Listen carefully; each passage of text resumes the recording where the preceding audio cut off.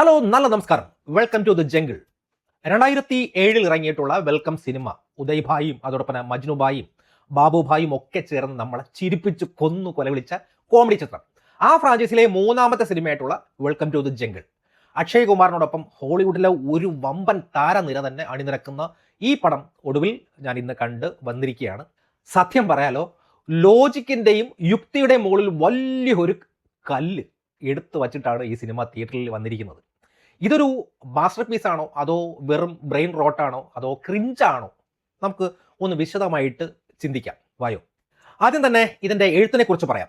അന്തരിച്ച പ്രശസ്തനായിട്ടുള്ള എഴുത്തുകാരൻ നീരജ് വോറയുടെ കഥയും ആശയവുമാണ് ഈ ചിത്രത്തെ മുന്നോട്ട് നയിക്കുന്നത്. പൂർണ്ണമായും 90കളിലെയും 2000 ആണ്ടിലെയും ഹോളിവുഡ് കോമഡി സിനിമകളുടെ അല്ലെങ്കിൽ നൊസ്റ്റാൾജിക് മീമുകളെയും റീക്രിയേറ്റ് ചെയ്യാനാണ് സംവിധായകൻ അഹമ്മദ് ഖാൻ ഇതിലൂടെ ശ്രമിക്കുന്നത്. ഖോരാഭേരി, ആവാര പകൽ, ദിവാനോ, ഗരം മസാല അങ്ങനെ തുടങ്ങിയ ഒരുപാട് സിനിമകളുടെ ഒരു അവിയൽ പരുവം, അതാണ് അതിനെക്കുറിച്ച് പറയാനുള്ളത്.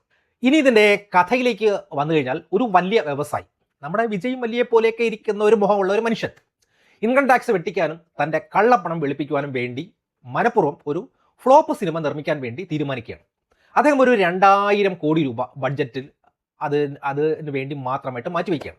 ശരിക്കും പറഞ്ഞു കഴിഞ്ഞാൽ എന്താ പറയുക, ഇപ്പോൾ നസ്ലിൻ്റെ ഒരു സിനിമ ഇറങ്ങിയിട്ടുണ്ടല്ലോ, നമ്മുടെ ഹോളിവുഡ് ടൈംസ്, അതേപോലെ ഒരു സാധനം, ഒരു സിനിമ പിടിക്കാൻ വേണ്ടി ഒരു ആഗ്രഹത്തിന് നഷ്ടമോ ലാഭമോ എന്നല്ലല്ലോ. ആ സിനിമയിൽ നമ്മുടെ വിനീത് ശ്രീനിവാസൻ്റെ ഒരു ക്യാരക്ടറില്ലേ, അത് തന്നെയാണ് സംഭവം. അതേ ഇത് സാധനമായിട്ടാണ് ഇങ്ങനെ പോകുന്നത്. അപ്പോൾ ഈ സിനിമ പിടിക്കാൻ വേണ്ടിയുണ്ടല്ലോ ഒരുപാട് പരാജയപ്പെട്ട ആക്ടേഴ്സിന് ചേർത്തുകൊണ്ട് ഒരു സിനിമ ഉണ്ടാക്കിയാണ്. അവിടെ ഇവർ ഒരു കാട്ടിലാണ് ഈ ഷൂട്ടിങ്ങിന് വേണ്ടി പോകുന്നത്. പക്ഷേ അവിടെ വച്ചിട്ടാണ് കഥ മൊത്തത്തിൽ മാറുന്നത്.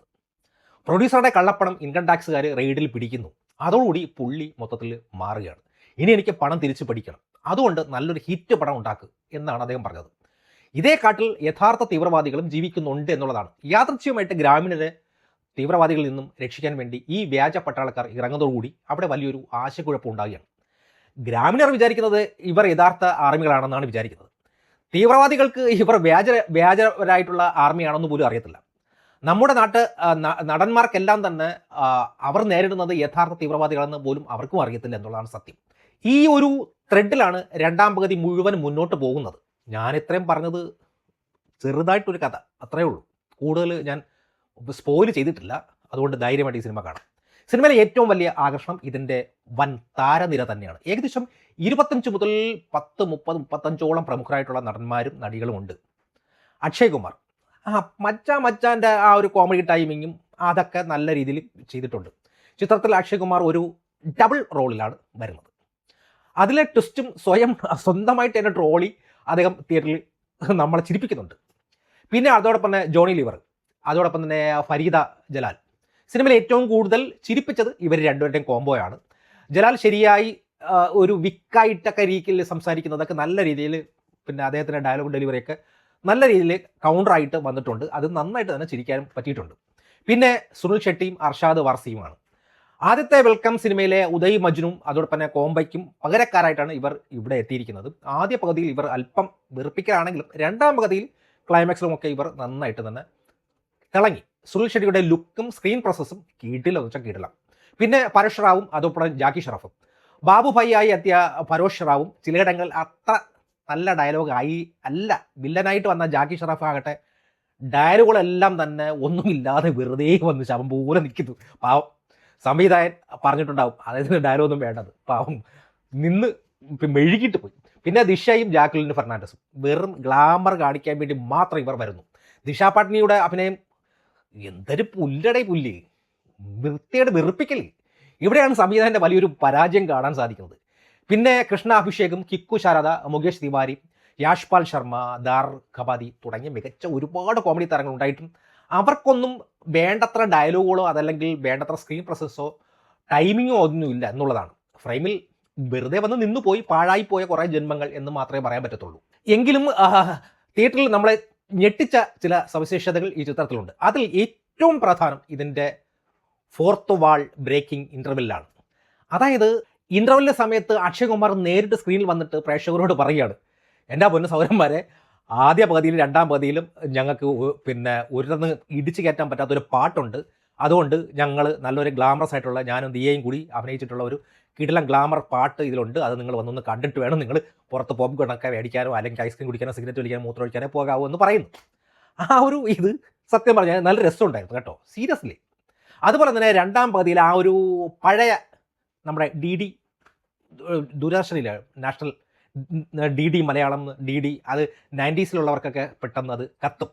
ആ കാലത്ത് ഉണ്ടായിരുന്ന പിന്നെ കുറേ സാധനങ്ങളുണ്ടല്ലോ, പിന്നെ രാമായണം, മഹാഭാരതം, അങ്ങനെ ആ ഒരു ട്രെൻഡിങ് രംഗങ്ങളിൽ അല്പം നൊസ്റ്റൊക്കെ അടിച്ച് നല്ല സുഖമായിട്ടുണ്ട് തോന്നി. പിന്നെ ക്ലൈമാക്സിന് തൊട്ട് മുമ്പ് വരുന്ന ചില അപ്രതീക്ഷിതമായിട്ടുള്ള ചില അതിഥി വേഷങ്ങളും വളരെ സർപ്രൈസ് ആയിട്ടാണ് എനിക്ക് തോന്നിയിട്ടുള്ളത്. ഇനി ഇതിൻ്റെ നെഗറ്റീവ് നോക്കിക്കഴിഞ്ഞാൽ പിന്നെ കഷ്ടമെന്ന് പറയാനുള്ളത് സിനിമയുടെ തുടക്കത്തിലെ പ്രൊഡക്ഷൻ ലോഗുകളിൽ പോലും സത്യം പറഞ്ഞ AI സാങ്കേതികവിദ്യയാണ് അവർ ഉപയോഗിച്ചത്. ചിത്രത്തിലെ പല ഒരു കുതിരയുടെ ഒരു സാധനമുണ്ട്, അത് AI വെച്ചിട്ടാണ് നിർമ്മിച്ചത്. അത് ഒരു 2, 3, 4, 5 അടുത്തൊക്കെ ആവർത്തിച്ച് കാണിക്കുന്നത്.